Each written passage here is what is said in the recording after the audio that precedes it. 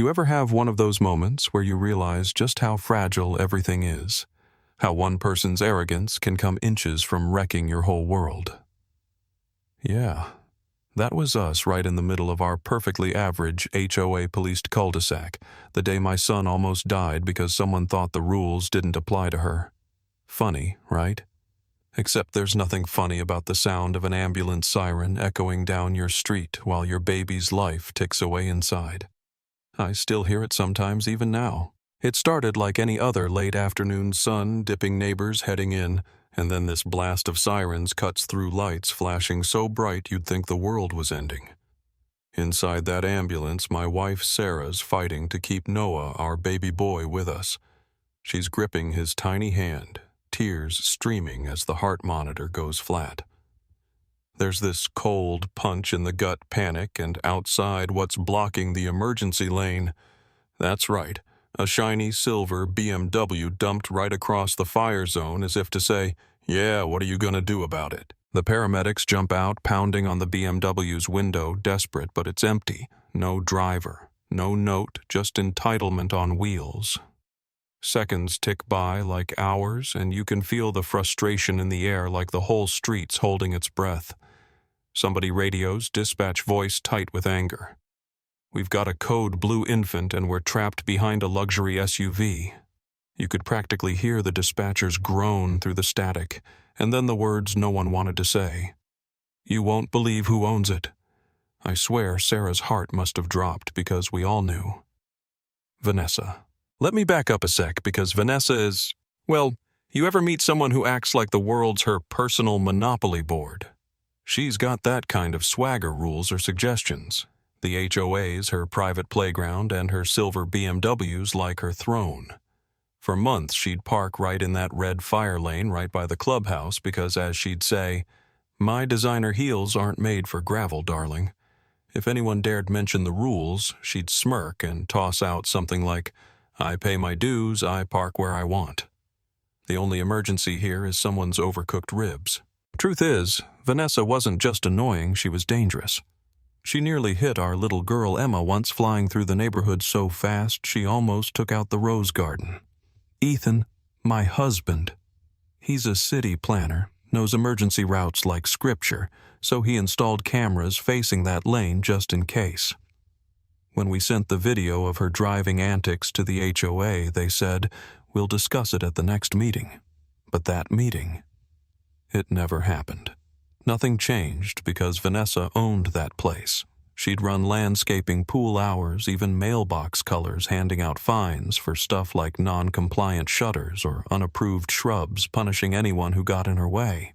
At the last HOA picnic, she gave this rambling, slurred speech about freedom and letting people live, all while her BMW sat in the fire lane, kids forced to walk in the street around it.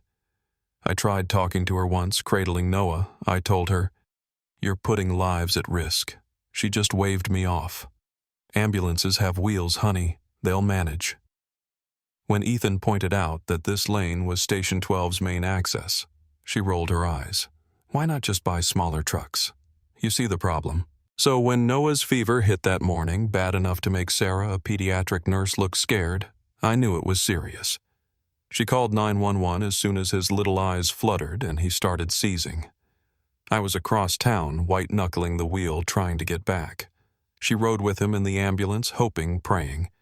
And then bam, right as they turn into the subdivision, they slam to a stop.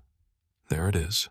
Vanessa's BMW blocking the way, license plate flashing, that smug little drive like you mean it frame. The paramedics laid on the horn, but no one came. They tried to squeeze around, but the risk of smashing into the garden wall was too much. Meanwhile, Noah's monitor is screaming. Inside, they're fighting to save him, CPR shots of epinephrine tiny shocks from the defibrillator, his little chest jumping like he's too small for all this pain. It's chaos, and outside a neighbor. Mike Big Guy, heart of gold, comes barreling out with his pickup. He grabs a tow chain, hooks it to Vanessa's car, and literally yanks it sideways, scraping paint and pride. Only then could the ambulance tear off toward the hospital. But those lost minutes, they mattered. At the ER, Noah was stabilized, but there were questions, oxygen deprivation, maybe lasting damage. That night, Sarah couldn't sleep and Ethan was shaking with anger. So he took the dashcam footage clear as day. The blocked lane, the chaos, the desperation. Sarah's sobs, and uploaded it, title and all. This is what happens when fire lanes are optional. It spread like wildfire. First on our neighborhood's social page, then Reddit, and suddenly it was on national news. He never mentioned Vanessa by name, but that silver BMW was as good as a signature. By sunrise, hashtags were trending and memes were popping up painting Vanessa as the villain. Firefighters, EMTs, they all piled on posting about the danger of blocking emergency lanes. Even late-night comedians got in on it. One said, "A BMW in the fire lane is scarier than a shark in a kiddie pool." Vanessa's family felt the heat too. Her husband Greg, who always kept his head down, started getting calls from all over. Her son wiped his social accounts.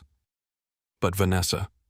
She went on the HOA forum and claimed she was being targeted by a digital lynch mob, hinting at suing us for defamation. Well, that just made things worse.